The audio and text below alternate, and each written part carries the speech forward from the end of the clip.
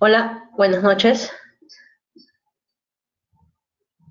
Buenas noches con todos. Vamos a iniciar el sexto webinar de la comunidad, esta vez con César Cuadra. A ver, antes de iniciar el webinar, voy a dar una pequeña introducción de la comunidad para los que se conectan y no conocen mucho de lo que en sí queremos hacer o transmitir. Primero, el día de hoy conmemoramos el Día Internacional de la Mujer, para todas las que nos están escuchando. Y bueno, es una constante lucha para buscar la equidad de género en realidad, con nuestros pares, ¿no? Con nuestros similares. Pero bueno, ¿quiénes somos? PC Cyberwoman es una comunidad de mujeres en ciberseguridad que busca incentivar, educar, reclutar e inspirar a las chicas a que se unan a esta gran carrera, que es la que ve toda la parte de seguridad. Y bueno, es una comunidad peruana de mujeres. La fundamos con mi compañera Talis y quien les habla, Alison Lara. Ya el año pasado, ya llevamos un poco más de 6 meses. Y el principal objetivo es incentivar y estimular, apoyar a que las más mujeres participen en todo lo relacionado a ciberseguridad y puedan entrar y podemos en realidad ser más. Hoy en día solamente el 11% de las personas que trabajan en ciberseguridad son mujeres y nos falta bastante para lograr una igualdad o bueno, estar al menos en un 50-50 con los chicos. Nuestra misión es empoderar, motivar, educar y cambiar dentro de la percepción de niñas y mujeres en todo lo que es seguridad al proporcionar recursos a las niñas, a mujeres a través de webinars, charlas, talleres, entre otras. Tratamos de buscar y que incentivar a través de estos webinars. La vez pasada tuvimos un taller de introducción a la parte de pentesting. Este mes también estamos pensando realizarlo para las que quedaron. Y bueno, en la parte de proporcionar recursos a niñas, tenemos pensado en llevar algunas capacitaciones o algunas charlas a colegios para que dentro de todo mostrarles qué es Internet seguro, iniciar por eso y luego comentarles un poco lo que nosotros hacemos. Creo que primero hay que enseñarles el peligro para luego mostrarles cómo protegerlo y de repente estimular y motivarlas a que se puedan unir a lo que nosotros hacemos. La visión es aumentar la diversidad mediante la introducción de niñas a todo seguridad, que bueno, luego con el tiempo se van a hacer mujeres que busquen ingresar a programas universitarios para que finalmente sean profesionales altamente calificados. ¿Qué se viene? Más webinars, en realidad. Estamos tratando de abarcar todas las semanas al menos un webinar para las personas que nos escuchan y quieran de repente participar o se animen a compartir alguna experiencia, pueden contactarnos al interno a Ada o a mí o por el grupo de Telegram y anímense a compartir información. Siempre se aprende algo nuevo, siempre hay algo que enseñar y nada, todos iniciamos y todos comenzamos por algo. Workshops. Este mes estamos planeando a fines de mes hacer el segundo workshop de Pentesting nuevamente desde un inicio, pero para las personas que no pudieron asistir al primero. En esta ocasión estamos viendo todavía el lugar. Si alguien se anima a donarnos un espacio, sería genial, pero por ahora estamos tratando de conversar internamente con algunas personas para ver si nos lo pueden donar. Y lo otro es que el día de mañana vamos a estar en el Women's Day, por más mujeres en tecnología, que se va a desarrollar en la UPC de 9 a 6 de la tarde.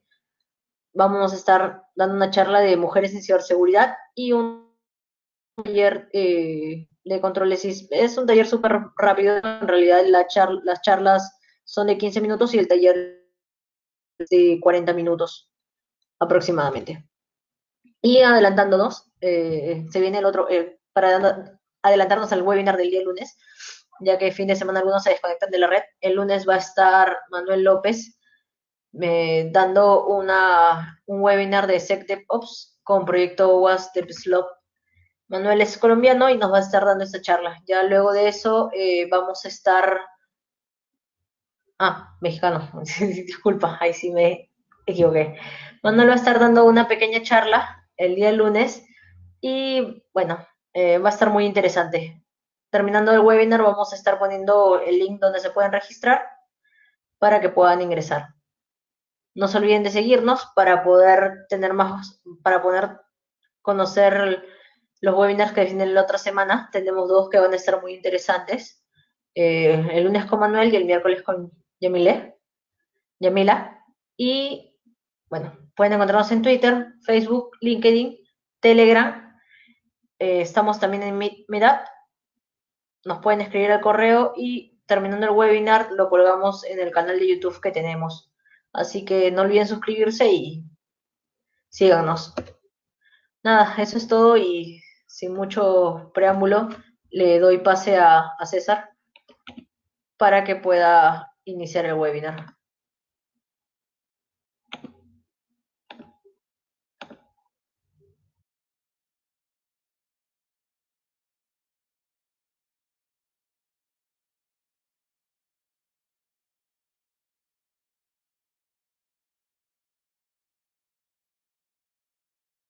¿Me escuchan? Sí, bueno. Buenas noches con todos. Quiero primero también saludar a todas las mujeres por su día.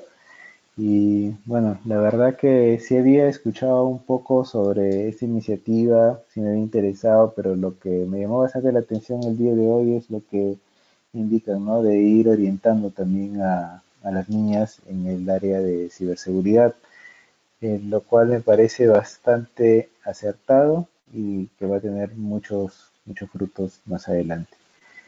Bueno, mi nombre es César Cuadra, voy a estar em, indicando un poco del tema de hacking en el mundo industrial, y un poco rompiendo mitos, haciéndolo un poco más terrenal, como a veces llamamos, para que se pueda entender que no necesariamente es un tema demasiado esotérico, ¿no? O sea, si bien es cierto, las redes de OT, de operación de tecnología, tienen mucho que ver con las de IT, ¿no? O sea, muchas de las vulnerabilidades que se han encontrado y que se encuentran el día de hoy en IT se pueden ver en las redes OT, o sea, por el gran crecimiento que ha tenido, por el tipo de industrias que estamos hablando, las 4.0, y bueno, un largo etcétera que vamos a entrar a detalle más adelante.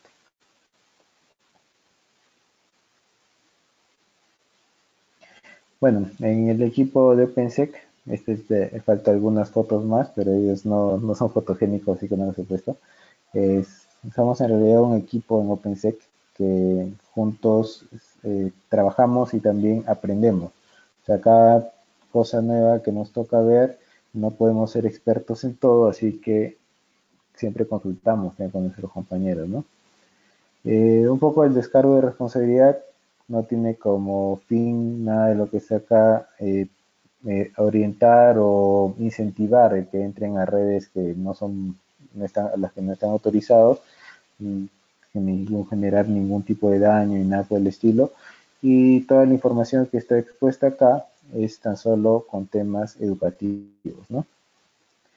Y también que, bueno, como se van a exponer varias vulnerabilidades acá, no es mi intención dañar el prestigio o credibilidad de ninguna marca o fabricante. O sea, cada marca, cada fabricante tiene su nicho de mercado, son muy buenos en lo que hacen, porque recuerden que cuando uno compra un equipo para, para la industria, lo que compra es algo que esté funcionando muy bien, que bueno, cosas ya un poco que ya va pasando el tiempo y ya se van descubriendo nuevas unidades, tienen que ir siendo corregidas, pero muchas veces esos equipos son tan críticos que no se los puede estar modificando a cada rato, entonces ya entra todo un tema de mantenimiento, ¿no?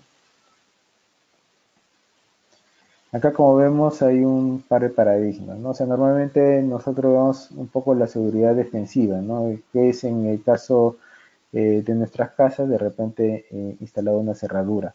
En el caso de la seguridad ofensiva, nosotros vemos cómo evadir ese control que pone. Entonces, en mi trabajo yo me dedico más a la parte de seguridad ofensiva. O sea, entiendo, conozco cómo son las defensas, pero mi principal motivador es buscar cómo evadir ese tipo de defensas.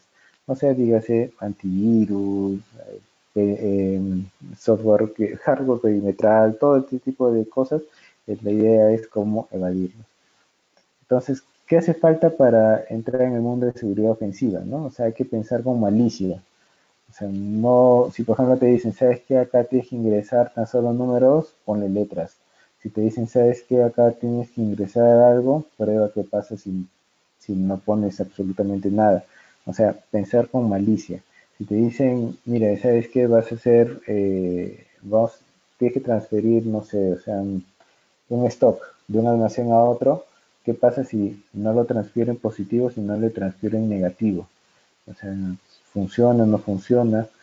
Luego hay que pensar también bastante cómo evadir los controles, cómo hacer fallar la solución. O sea, normalmente por el tiempo y todo en el tema de desarrollo, tratan de ver que las cosas funcionen. No se enfocan demasiado en ver el tema de seguridad, lo cual hasta cierto punto yo entiendo porque también he trabajado en desarrollo y sí, o sea, el tiempo te dan exacto para que las cosas funcionen y no necesariamente para que le pongas tanta seguridad, ¿no? Entonces nosotros desde nuestra perspectiva es cómo hacer fallar la solución, buscar las excepciones. El pensamiento lateral, que bueno, es en realidad producir ideas que están fuera del patrón del pensamiento habitual. O sea, ¿a qué me refiero con esto? De repente ustedes le dicen a un niño, le ponen un juguete que tiene varios pececitos, esos que tienen imanes para que pesque. Normalmente nosotros dicen, pesca todos los que puedas en un minuto y nosotros nos ponemos con la cañita de pescar a sacar un pececito a la vez. ¿Qué es lo que haría también un niño con pensamiento lateral? Coge todos los pececitos y los pega de frente en el imán. Entonces, en el tema de seguridad ofensiva también necesitas tener ese tipo de pensamiento, o sea, no ceñirte necesariamente a la regla, tratar de buscar siempre la excepción. Y todo esto es útil para verificar el funcionamiento y fortaleza de los controles defensivos, ¿no?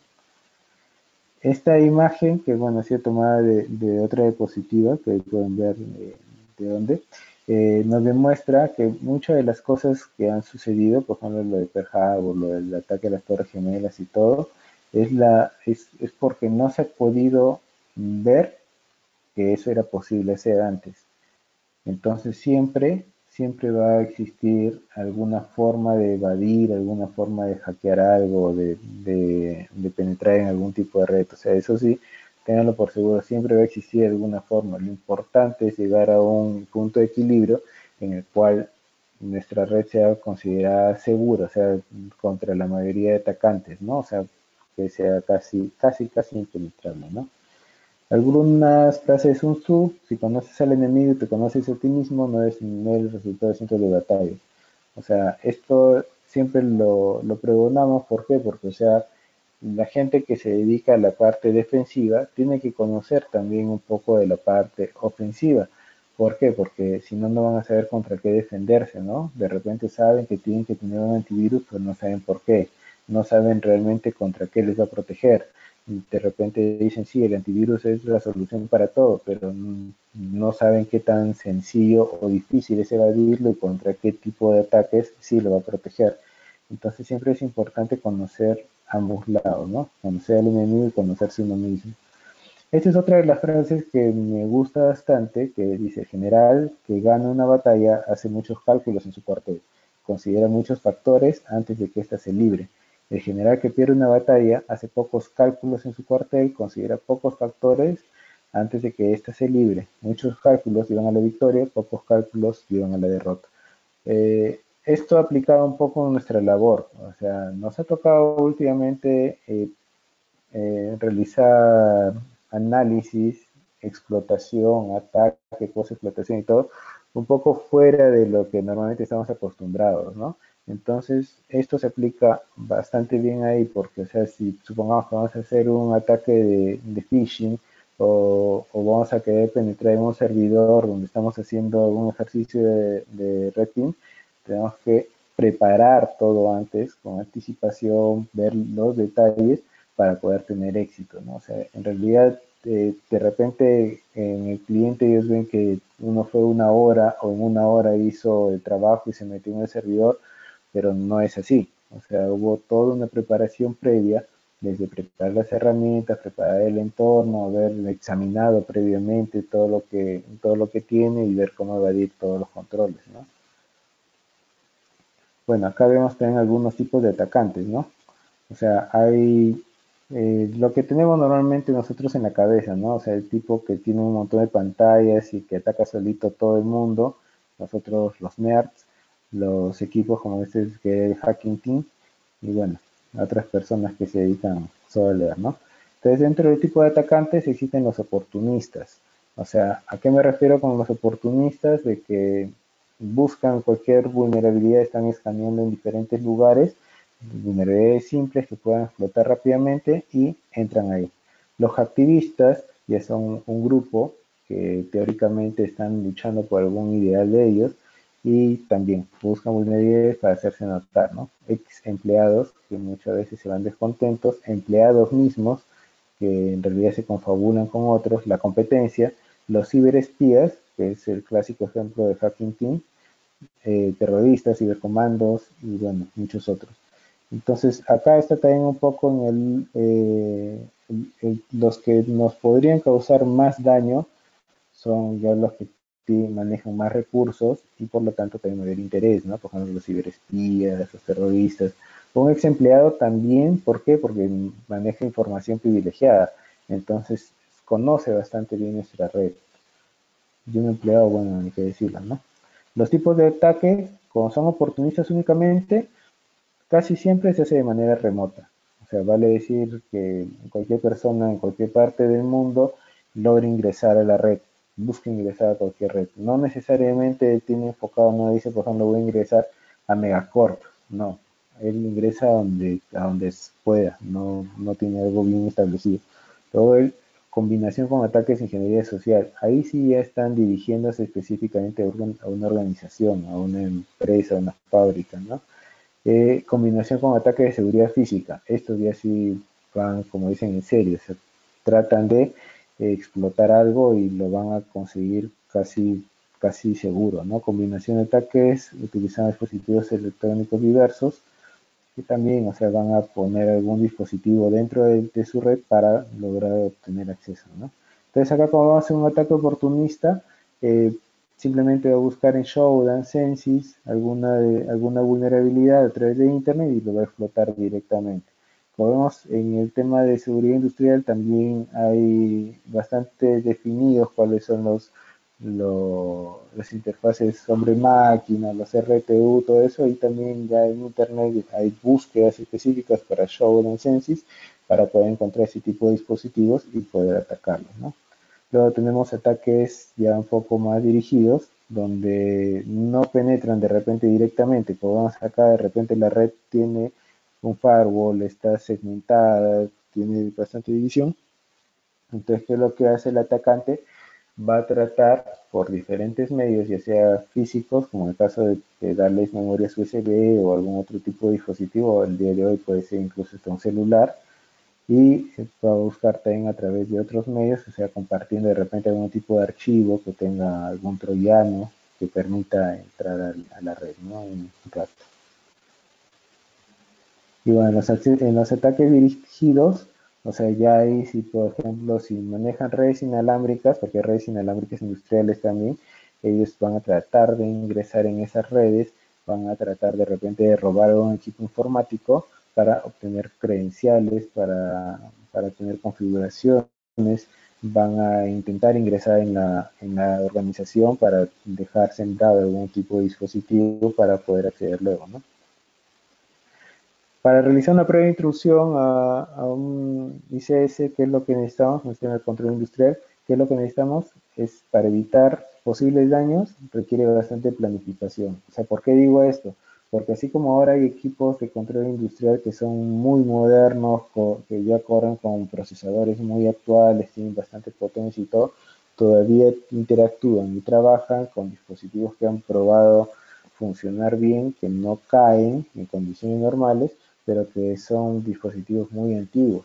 Entonces, si nosotros lanzamos de repente un escaneo muy agresivo o de repente una búsqueda muy agresiva, podríamos saturar ese dispositivo. Y dependiendo de qué es lo que está controlando, o no pasa nada, o de repente sí puede afectar a la organización. Entonces, por eso, como es una prueba controlada, requiere por lo menos saber contra qué nos vamos a enfrentar. Entonces, ¿para qué? Porque nosotros como pentester lo que tenemos que ver es no dañar a la empresa. Sin embargo, un atacante cualquiera se tumba cualquier servicio y no le importa, ¿no? Se debe tener un amplio conocimiento no solo de hacking en TI, sino también conocimientos de electrónica, conocimiento de Internet de las cosas en industrias, protocolos, sistemas industriales. Es bastante amplio todo eso, pero tampoco es que sea muy difícil de entender, ¿no? Quien ya maneja el tema de TI fácilmente se puede familiarizar también con todos esos temas en OT. Es muy sencillo generar condiciones de migración de servicio si es que uno tan solo lanza herramientas a lo loco, ¿no? Y siempre se debe evaluar diferentes escenarios, ¿no? Como si fuese un acceso remoto, un acceso local, etc. Ahí siempre es útil la labor de un red team.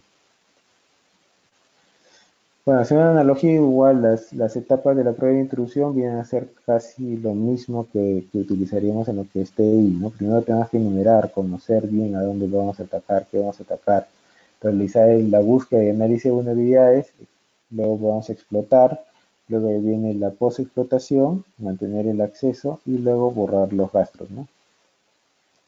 Para la parte de reconocimiento, como le dije en el caso de los oportunistas, ayuda bastante el tema de Showdown, ¿no? Si se fijan acá, este es más como un buscador, como decir Google, pero este es para buscar ya sea en los puertos que tienen abiertos, banner grabbing, o sea, qué es lo que está respondiendo cada uno de sus puertos. En este caso, por ejemplo, estamos buscando RS485, que es para, para varias de las redes industriales, ¿no? Y acá nos sale cuáles son algunos convertidores de RS485 a TCP que están expuestos a través de Internet. Y lo mismo acá, por ejemplo, para buscar, ponemos la palabra SCADA y nos va a salir varios resultados de software de SCADA, ¿no? En Zoom también lo mismo, vemos que hay bastantes equipos expuestos a través de Internet, no necesariamente de empresas muy grandes ni nada por el estilo, sino si ustedes dan una mirada rápida, así nada más pueden encontrar incluso hasta surtidores de los grifos de combustible, pueden encontrar ahí surtidores, un montón de cosas que están completamente expuestas, sin clave ni nada. Otra de las formas de hacer el reconocimiento es, por ejemplo, buscar dentro de los perfiles, dentro de la web de la empresa y todo. Muchas veces ellos mismos publican fotos de sus plantas. Entonces, por ejemplo, como podemos sacar, esta fue una foto en alta resolución donde se veía bastante del sistema que ellos manejan, documentación incluso. Y al momento de hacerle zoom, bueno, ahí se ve cuáles son de qué marca es el equipo que están utilizando y cuál es la empresa, ¿no? Ahí por obvias razones no lo puedes ver. Pero si vamos a la parte de ataque, que es la que más nos gusta. Búsqueda y análisis de vulnerabilidades y explotación. Bueno, acá como ven hay equipo que es, este en particular es un conversor en realidad y para transmisión a través de Wi-Fi. Este sí es un equipo que había logrado acceso remotamente, es decir, también a control industrial. Y lo que vemos hay que es dispositivos conectados a internet sin contraseña, ¿no? O sea, un simple telnet hacia el dispositivo y ya tenemos acceso completo. En este caso es un RPU que nos permitiría modificar los valores que está recibiendo y que van a ser enviados al sistema de control, ¿no? Entonces acá podemos ver un sistema de RTU de adquisición de datos. En el caso de los RTU, son las unidades que convierten los datos que son análogos hacia algo digital. Y en este caso he seleccionado Citrat porque, bueno, tenía eso a la mano para hacer algunas pruebas, ¿no? Dentro de la descripción que hice en Citrat, dice acá con total seguridad y precisión. O sea, dicen que utilizan un tema de cifrado y todo. Como vamos a ver, hay una instalación local de Citrat a través de un conversor USB, se comunica con RS485 hacia los controladores y ahí, bueno, lee desde temperatura, presión de gases, etcétera, y a través de internet se comunica con otros módulos, incluso con el teléfono, ¿no? Entonces acá, Citrat es seguro. Bueno, acá dice que el Citrat posee transmisión de datos encriptados entre sus tres módulos, el local, el remoto y el móvil. Entonces esto significa que los datos transmitidos entre las computadoras son entendidos solamente por los módulos de software suministrados en la gestión de datos. Y como vamos a ver, esto no es más que seguridad por oscuridad, ¿no? O sea, el algoritmo de cifrado que manejan es relativamente sencillo de romper. Ese es un pantallazo de la versión móvil que utilizan para Android para poder verificar qué es lo que los parámetros de cada uno de los controladores. Y acá tenemos una captura de tráfico. Como podemos observar rápidamente acá, el tráfico aparentemente sí está cifrado, pero al ya enviar diferentes tipos de valores, veo que no necesariamente el cambio en esta parte cifrada es demasiado. O sea, vale decir que cuando nosotros tenemos un algoritmo de cifrado que cumple con un principio que llamamos de entropía, o sea, si tú cambias un solo byte o un solo bit en el texto plano, va a cambiar el texto cifrado, pero enormemente. O sea, va a variar bastante. En este caso vemos que incluso se repite el texto y en algunos casos, por ejemplo, todos están empezando con R, ¿no? Y en algunos otros empiezan con los 5 primeros caracteres igual y bueno, eso ya me da un indicio de que no es un algoritmo de cifrado muy robusto. Esa es la respuesta también. A primera vista, si está cifrado, no podemos nosotros entender nada, ¿no? Pero luego, buscando, haciendo un poco de ingeniería en reversa, se puede obtener el algoritmo, el cual no es muy complejo, sino tan solo es un cifrado por XOR, nada más, un XOR, con un vector de inicialización que, bueno, va cambiando de acuerdo a cómo va avanzando. Bueno, este algoritmo de cifrado en realidad lo reescribí en Python para poder hacer las pruebas y poder mandar los valores arbitrariamente y poder leer los valores que recibía, ¿no? Entonces, como vemos acá, estoy ejecutando el algoritmo y acá me sale en texto plano los resultados de la consulta que hice hacia el sistema de Citrat. Por ejemplo, acá me dice que este es bueno, está en portugués, ¿no? Es el refrigerador de leche y nos indica el estado cero, o sea, supuestamente apagado. Acá también dice transporte de refrigeración, han habido 2 alarmas, y bueno, ahí nos muestra diferente información. Ahora nosotros, por ejemplo, también desciframos la clave que envía el software. Entonces acá, como vemos, esta es la petición de autenticación y el texto descifrado es el usuario rodar y la clave rodar. Entonces no es, digamos, muy seguro el hecho de utilizar un algoritmo de cifrado propio o lo que nosotros llamamos seguridad por oscuridad, ¿no? Entonces, ¿cuáles son algunos de los problemas que tiene este software? Por ejemplo, las claves por defecto, también que almacena los datos de las configuraciones, sensores, alarmas, etcétera, en una base de datos de SQLite sin cifrar. Por lo tanto, es posible modificar esos parámetros si es que alguien ya logró penetrar en el HMI y tiene seguridad por oscuridad. Acá vemos, por ejemplo, el contenido de uno de los archivos de SQLite, donde está el usuario y su contraseña supuestamente cifrada, pero también con el mismo algoritmo. y acá se puede cambiar rápidamente los valores. O sea, esto maneja, por ejemplo, valores de alarma. Digamos que ustedes dicen, para evitar que se malogre el pescado que tienen almacenado, dicen, no debe pasar la temperatura no debe subir de menos 15 grados. Entonces, si es que sube de menos 15 grados, ¿qué es lo que va a pasar? Se va a empezar a deteriorar el pescado. Entonces, se establecen una alarma o hacen de que se encienda algún otro equipo para mantener esa temperatura. Yo como atacante quiero hacer tan solo que ustedes pierdan, pero que no me detecten qué es lo que hago, no le pongo en menos 15, sino la alarma en menos 10. Y simplemente no tengo acceso a nada más, pero si tengo acceso al HMI, cambio directamente en la base de datos, ¿no? Es ese conversor que utiliza de USB a RS485. En realidad utiliza un microcontrolador de microchip, un PIC18F 2450, con lo cual, bueno, después de un largo análisis ahí sí se también puede interceptar los datos que se manda a través del TTL, ¿no? O sea, no del RC485 que era trivial, pero a través de usar TTL. O sea, lo que hace es convertir las peticiones y respuestas de USB a valores TTL que van de 0 a 5 voltios, los cuales puede entenderlo fácilmente el microcontrolador. Ahora, ¿qué es lo que se puede hacer ahí?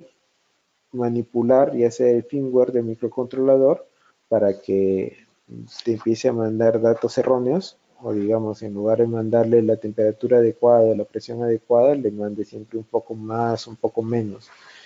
Y eso difícilmente alguien se podría dar cuenta, ¿no?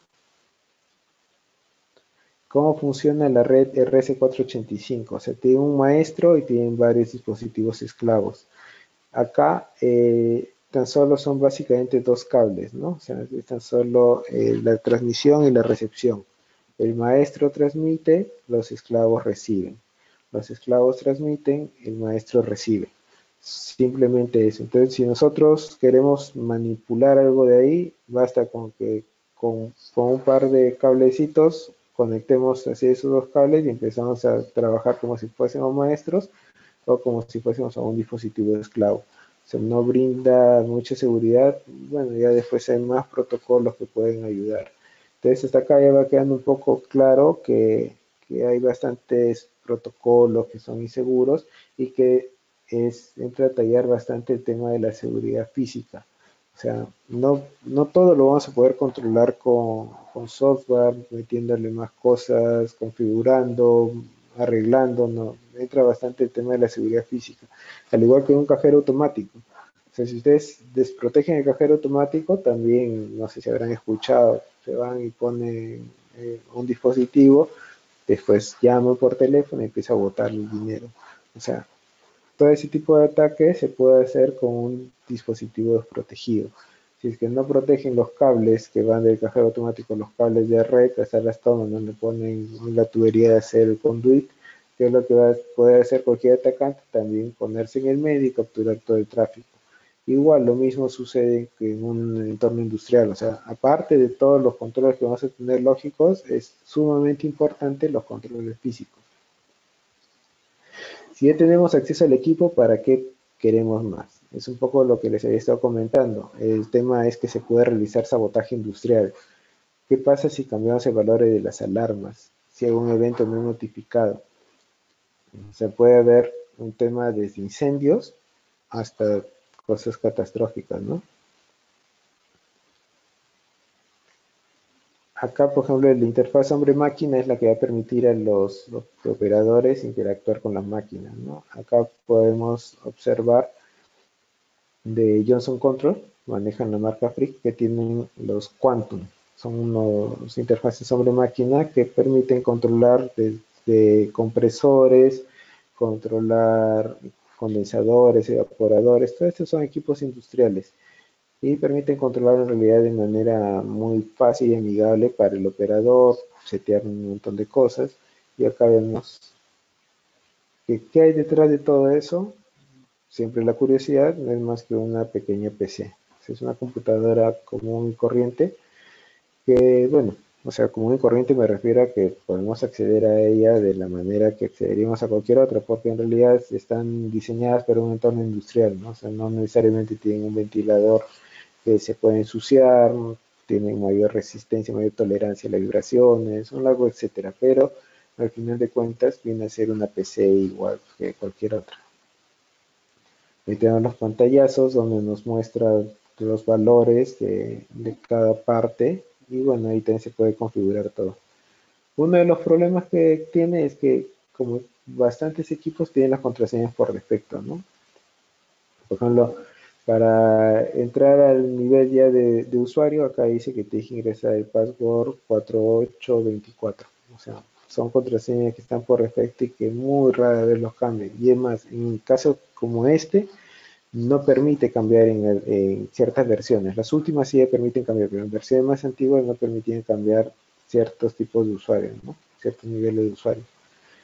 Y cuando nos conectamos a través de web a esa máquina, ponemos etc passwd y nos sale la lista de usuarios, ¿no? Super y no file.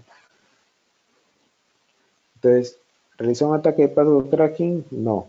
Tiene el telnet habilitado, la versión que se probó, tenía el telnet habilitado, y lo único que hice fue entrar con el login y clave igual, no file, y listo, entré como root. Y con eso ya se puede empezar a modificar bastantes valores. Luego, ¿qué se puede hacer una vez dentro? Supongamos que le modifican los archivos binarios, difícilmente, como les digo, se van a poder percatar de eso y tan solo va de repente a hacer un pequeño cambio. Si el plan es tan solo sabotaje, como en el caso de Stuxnet, por ejemplo, un pequeño cambio para que ustedes no lo noten, pero ya está afectando económicamente a la empresa. Eliminar archivos y dañar el controlador, o sea, podrían eliminar toda la información o los set points, que son los archivos donde se guardan los valores que uno desea que mantenga el equipo. Si es que lo borra, se queda inoperativo el equipo por lo menos hasta que llegue el personal de soporte técnico, que muchas veces, o sea, supongamos que están en la selva, no necesariamente va a llegar el mismo día, porque la verdad es que casi todo se maneja desde Lima, ¿no? Debilidades en la administración de privilegios también, o sea, entramos por ejemplo con un usuario y se cambia nada más el UID arriba y se puede ingresar como el usuario administrador. Al final, bueno, este es un transductor de presión. Este tipo de dispositivos son para medir presiones, digamos, en entornos industriales, desde un caldero, supongamos en casa, no sé si la mayoría conoce una olla a presión. En casa, si que ustedes la olla a presión y no permiten que salga el vapor, que es lo que va a ocurrir eventualmente, va a explotar. Entonces, en una máquina también, si es que esa presión no es aliviada, o sea, no descarga la presión, no se enfría el gas, no se enfría lo que tenga que enfriarse, que es lo que podría llegar a ocasionar es una explosión o por lo menos una fuga. Entonces, este tipo de controladores manejan ciertos rangos. ¿Qué es lo que puedo hacer como atacante? Generar un error, o sea, le digo al sistema, ¿sabes qué? Este no es un transductor de 0 a 100, sino uno de 0 a 750. Entonces, como ya debería estar marcando 100 libras de presión, en realidad me está marcando 7 libras. Entonces, la máquina dice, está muy baja la presión, entonces apago condensador, apago ventiladores que eleve un poco para ahorrar energía. Y con eso podría estar ocasionando algún tipo de fallo. O sea, estos valores, imaginémonos que ustedes le dicen, no sé, denle a su hijo un gramo de panadol por cada kilo de peso. Y ustedes en lugar de darle un gramo de panadol, le dan una onza de panadol por cada kilo de peso. O sea, están dándole demasiado y va a ocurrir algo malo. Igual en estos casos, ¿no? Si es que no es el valor preciso, no se está adquiriendo el valor adecuado, también puede causar un daño catastrófico en la empresa. Esa es un poco la explicación, un poco ya más técnica de lo que les acabo de decir, ¿no? O sea, al final, dentro de todo eso maneja ciertos voltajes. Dice, por ejemplo, en cero, es 0 PSI y 5 voltios estaría recibiendo 500 PSI si el transducer es de 0 a 500. Y si es de 0 a 100 también, ¿no? va a recibir 5 voltios, que es 100 PSI, y en el caso de los 750, 5 voltios y son 750 PSI. Entonces, si nosotros cambiamos el rango, ¿qué es lo que va a suceder? No va a saber adecuadamente qué presión hay y eso puede eh, ejecutar alguna condición catastrófica, ¿no? Y bueno, acá también es explicando un poco las configuraciones que se pueden hacer peligrosas, porque al final todo esto de control industrial, las industrias 4.0 son para reducir costos, hacer productos buenos a menos costo, ahorrar energía, digamos, si ustedes saben en su casa, si es que ya está haciendo frío, no van a mantener el aire acondicionado encendido toda la noche. Entonces, para eso también tiene un control que verifica la temperatura y lo apaga. Igual sucede en las industrias. Hay equipos que se van a apagar automáticamente, hay equipos que van a elevar su capacidad automáticamente, equipos que se van a encender automáticamente de acuerdo a ciertos valores. Pues si esos valores que nosotros estamos ingresando son erróneos, o sea, todo va a ir mal. Ahora, ¿qué es lo que siempre tiene que haber? Por eso digo, a un apagado manual. Y ese apagado manual también tiene que estar en un lugar donde el operador pueda entrar. O sea, no estar siempre, no estar siempre confiando en el tema de tecnología nada más. O sea, la tecnología no lo es todo. Sí, como primer control tecnología y todo, pero siempre tiene que haber también algún control en el caso de que la tecnología falle, ¿no?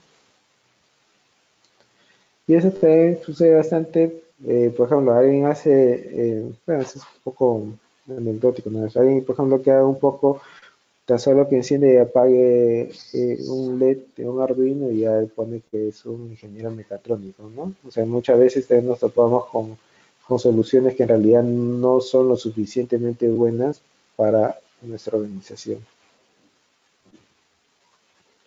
En la etapa de post-explotación, muchos de los dispositivos empleados para el control industrial poseen un sistema operativo Linux embebido. O sea, hasta el día de hoy sigo viendo bastante más Linux que Windows en control industrial. Ya también debe ser por un tema de que en un inicio, como le digo, así equipos que no han tenido mucha capacidad y todo, y Linux ha podido solventar bien todo eso. Y al día de hoy ya también se sigue manejando tema de licencias. Bueno, los fabricantes conocen muy bien por qué. Y bueno, yo también me gusta Linux, así que buena voz para mí.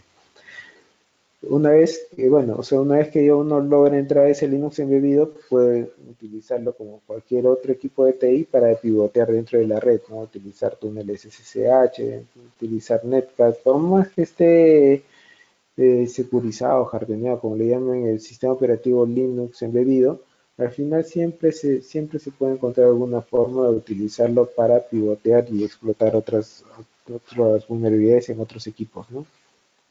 Una vez que se logra acceso, ya sea físico o virtual, en algún dispositivo, es posible reprogramar el firmware. O sea, el firmware viene a ser como digamos el disco duro del dispositivo. Entonces ahí se va a almacenar el sistema operativo, el programa que queremos, ahí se va a almacenar. Ese firmware normalmente no es de acceso para cualquiera, está dentro de una memoria de PROM en la mayoría de los casos.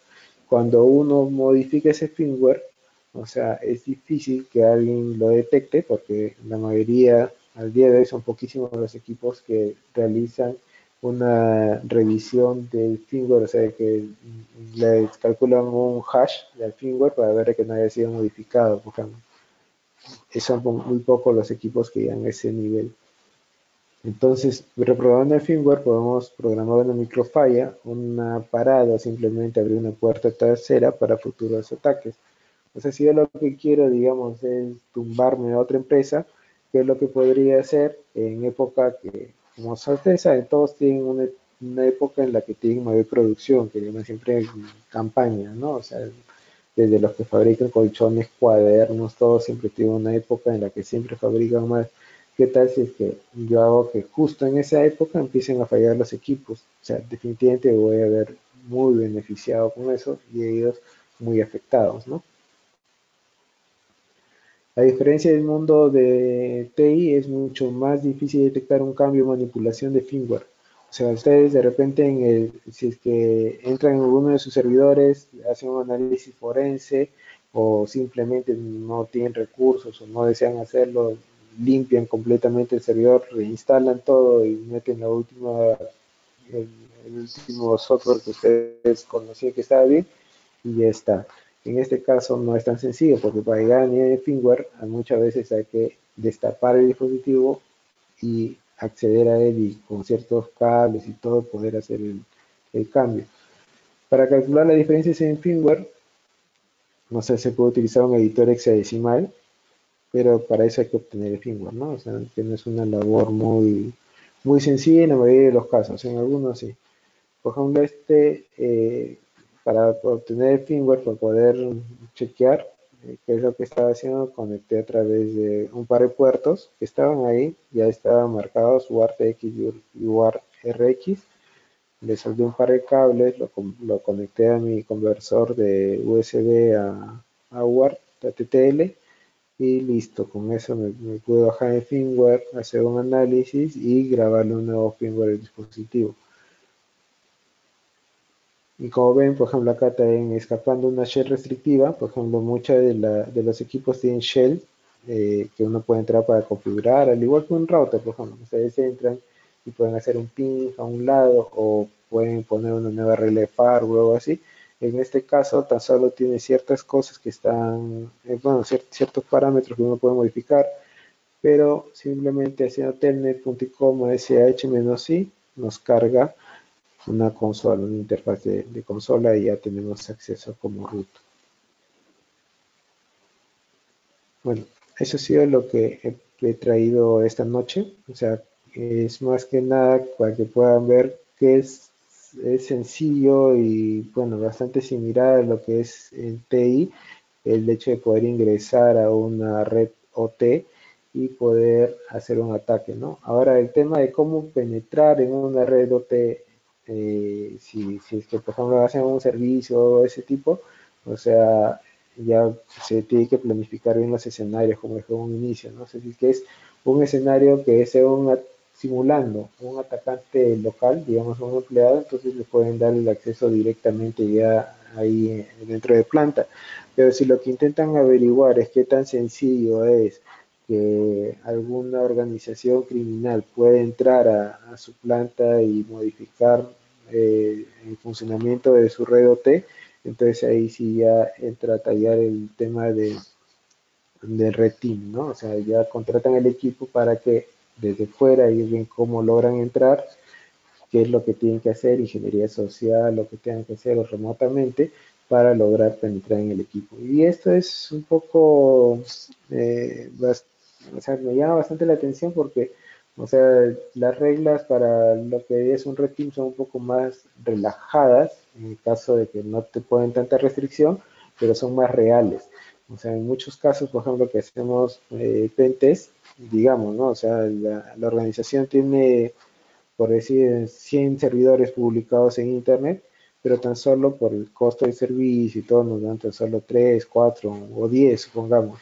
Pero casualmente, como son los más críticos para la organización, son los que están más asegurados. Y tal vez no se encontraron muchas vulnerabilidades o tal vez no se logró penetrar en toda la red, se encontraron vulnerabilidades que permiten alterar ciertos valores o vulnerabilidades que permitirían, no sé, de alterar el flujo del negocio, pero no penetrar en la red. Pero en los otros equipos que no fueron evaluados, fácilmente puede haber una puerta para ingresar a todo lo demás, ¿no? Y cuando nos han dado así ambientes un poco más amplios, se ha podido apreciar la diferencia de hacer un pentest a 3 equipos que sean los más seguros versus hacer un pentest de muchos más equipos.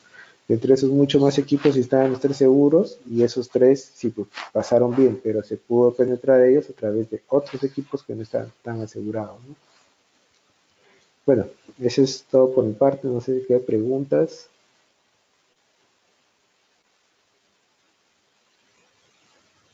O sea, ¿Sí? bueno, había una en general, ¿hasta qué versión del software que mencionaste eh, te soportaba? Bueno, ¿la actualización ha sido reciente o ¿A partir de qué versión te permite cambiar de clave? Mencionaste unas claves en unas Ah, y en diapositivas el tema de anteriores. los quantum. Sí, Sí, o sea, exacto. los que probé, bueno, no tengo ahorita en la mano la versión exacta, pero acá por ejemplo se puede ver no, no está ahí. Ese es hasta el Quantum LX que había probado hace ya como 2 años, no permitía el cambio. Después de eso sí, después sacaron otro nuevo Quantum que ya traía embebido una computadora que estaba basada en Intel Atom y esos ya traen una nueva versión que es el Quantum HD. Eso sí permite cambiar, pero tampoco yo no he analizado mucho porque no me ha tocado analizar qué tan seguro es o no, pero sí he visto que han tenido varias mejoras, ¿no? Por lo mismo que ya estamos hablando, nosotros eran como decir una computadora indebida que sea una Pentium, así Pentium a secas, bien antigua, versus una computadora que es un Atom que es muchísimo más potente, ¿no? Entonces, sí hay bastante diferencia y en la calidad, cantidad de software también. Entonces es algo que sí me olvidé de mencionar, ¿no? O sea, muchas veces tenemos los microcontroladores, por ejemplo, esos PIC 18F no sé cuánto, o sea, tienen una capacidad limitada. Entonces, como programador, como ingeniero, lo que tienen que hacer es configurar para que funcione, porque no, en general ese microcontrolador no le van a poder meter ni demasiadas cosas para verificar seguridad ni nada, o sea, van a tener que programarlo para que funcione. Pero el día de hoy, como ven, ya tenemos ya los ARM, son muchísimo, muy baratos son, y que tienen bastante más capacidad, que ya ustedes pueden fácilmente hasta meterle una interfaz web ahí y sin problema, ¿no? Entonces, va evolucionando bastante rápido. El tema de seguridad todavía está un poquito rezagado versus a lo que va evolucionando en capacidad, pero sí ya se están viendo bastantes equipos más que están tomando más conciencia de esto. Es más, o sea, hay acuerdos que están tomando entre fabricantes de hacer todo esto más seguro porque están viendo que en realidad esto puede afectar a países enteros, ¿no? O sea, porque los equipos de control industrial se utilizan también para cosas críticas, para lo que es energía, para lo que es agua, para lo que es gas, o sea, Ahí son justamente cosas venía críticas. una curiosidad. Bueno, no he visto equipos industriales, pero tienen o sea, el software o como tal el equipo, supongo que tiene un sistema operativo detrás. ¿Estos sistemas operativos, los fabricantes actuales, permiten colocar algún tipo de seguridad, no sé, de repente algún firewall interno, activar algún tipo de firewall, activar algún tipo de antivirus, o No, o sea, son reacios a normalmente todo eso? no, es que para que funcione, o sea, digamos, o sea, acá estás viendo de algo que es crítico, ¿no? Entonces, si es que tú permites que mucho metan la mano, digamos, o sea, le ponen alguna regla que puede caer al equipo, ellos evitan un poco eso. Entonces, hay cosas sí ya que vienen configuradas que uno puede habilitar, pero la mayoría de cosas hay que ponerlo fuera. A O modo sea, de si efecto, es un ok. firewall, tiene que ser fuera. Entonces, por eso es una de las premisas bases, siempre dividir, o sea, que la red OT, que todo lo que es el control industrial esté físicamente, en realidad, separada de la red IT. Entonces, o sea, hay que ponerla difícil a un atacante. O sea, tiene que ser defensa en profundidad, como decimos, ¿no? O sea, cada parte que vas pasando tiene que tener varios controles hasta llegar ya a la red de control industrial, que debería ser la que es más difícil de acceder. Entonces, no todos los equipos tienen un sistema operativo tal cual lo conocemos, ¿no? O sea, hay sistemas operativos propietarios, hay RTOs también, o sea, que son de los sistemas operativos de tiempo real, que manejan dependiendo de cada componente, ¿no? Hay los componentes de interfaces hombre-máquina que normalmente se tienen el sistema operativo tal como nosotros lo conocemos, pero hay otros que no, o sea, por ejemplo, los RTUs y los demás se utilizan más que tan solo un microcontrolador y ya tienen un sistema propietario, ¿no? Que no es tan completo como el sistema operativo que nosotros conocemos. Gracias. Y una última consulta. En tu experiencia, ¿qué tan abierto o qué tan factible en realidad es actualizar o pasar de una versión a otra en estos sistemas industriales y qué tanto se ha podido ver en Perú, ¿no? O de repente ampliando un poco más en Latinoamérica. Claro, o sea, el hecho de pasar una versión a otra no siempre es tan sencillo. O sea, por citarte justo que esté acá en pantalla ejemplo ese de los Quantum, ¿no? O sea, cada mejora en el software que ha habido, ha venido acompañada de una mejora en el hardware. O sea, si bien es cierto, ahí tiene varias partes. Digamos, en este caso tiene un compresor, tiene motor, tiene compresor previamente, que es un compresor de tornillo, tiene intercambiador de aceite. Todo eso tú no necesitas cambiarlo, pero el equipo en sí, el Quantum, o sea, el controlador, eso sí tú necesitas cambiar prácticamente la PC completa y comprar el software aparte. Entonces es una inversión que, claro, dependiendo del tipo de industria y de cuánta seguridad necesitan o requieren, van a poder asumirlo o no van a poder asumirlo, ¿no? Entonces, en la mayoría de los casos, sí, o sea, que con equipos más antiguos no había tanto esa posibilidad de hacer actualización. Con los equipos más actuales, sí ya está siendo más factible el tema de que descargan un nuevo firmware y actualizan el equipo sin mayor problema. Y es más, como te digo, ahora ya incluso están haciendo checksum del firmware para ver que en realidad sea válido, comparan incluso estas firmas en algunos casos, ¿no? Sí, bueno, en realidad esa era una pregunta bien interesante que nos estaban haciendo el interno. ¿Qué tanto podían actualizar, no? ¿Qué tanta era la respuesta de repente ante un ataque no sé, bueno, a la parte industrial? A esto viene la pregunta de Percy, no sé si la puedes ver, que es, ¿hay casos que se han reportado de ataques en Perú a la red OT?